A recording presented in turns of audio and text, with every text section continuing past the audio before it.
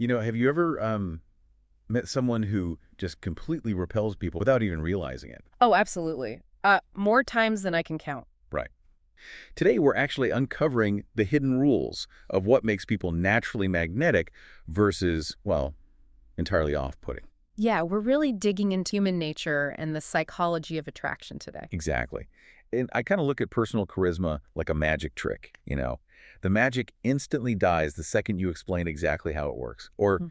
actually, it's almost like a vacuum. It requires empty space. That is a great way to put it, because if you fill every second of silence and just project every single thought you have, there's no vacuum left to pull the other person in. Yeah, exactly.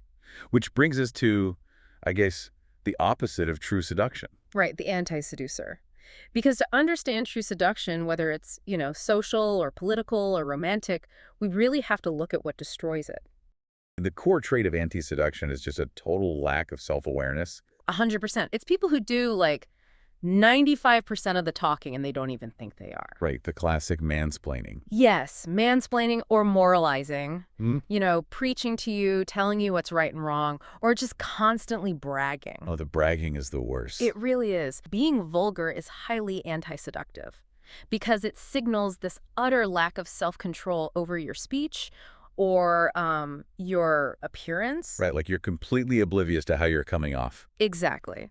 While seductive people are hyper aware of their body language and their presentation, anti-seducers basically never look in the mirror. They just blunder into the room thinking they're being natural. Yeah, but they're really just offending everyone. And they say the wrong things, they dress the wrong way, they take you to the wrong places.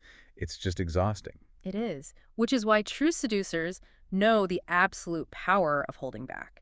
If anti-seducers overshare, true seducers create mystery. But wait, how does that work in the digital age? Because there's a massive friction there with today's social media culture, right? Yeah. Oh, huge friction. I mean, human nature dictates that when people know everything about you, they take you for granted. You become too familiar. But doesn't the modern world literally demand we post constantly just to stay relevant? Like, if I disappear, the algorithm just buries me? Well, sure, you might shine for a year by overexposing yourself. Posting what you had for breakfast, what you're wearing in the morning. Getting all those quick dopamine hits and likes. Right, but inevitably you're going to be replaced by someone newer if you lack an aura of mystery. That's a good point. Using absence to create respect. Oh, wow. Wait, really? Just vanish completely. Yeah, look at Beyoncé dropping a totally unexpected country album after a quiet period. Oh, right. Nobody saw that coming at all. Exactly. Or Michael Jackson, who used to disappear for 3 to 4 years between records. It drove public anticipation through the roof because people wondered who he was now. I mean, that makes total sense for a global pop star. But what about just no, normal people? Does this concept of absence creating respect apply to our personal relationships too? It is incredibly vital for personal relationships because in long-term partnerships, partners really quickly take each other for granted. Because they assume they just know everything about each other. Precisely. To prevent that dynamic from fizzling out, you have to introduce surprise. So how do you successfully cultivate mystery when you literally share a living space with someone? I mean, I can't exactly vanish to a private island for a year. No, you definitely shouldn't do that.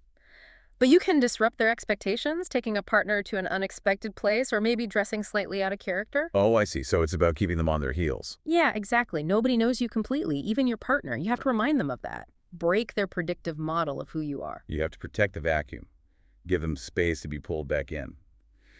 So, to sort of summarize for you guys listening, true attraction requires supreme self-awareness. Right, don't be the oblivious anti-seducer. Exactly.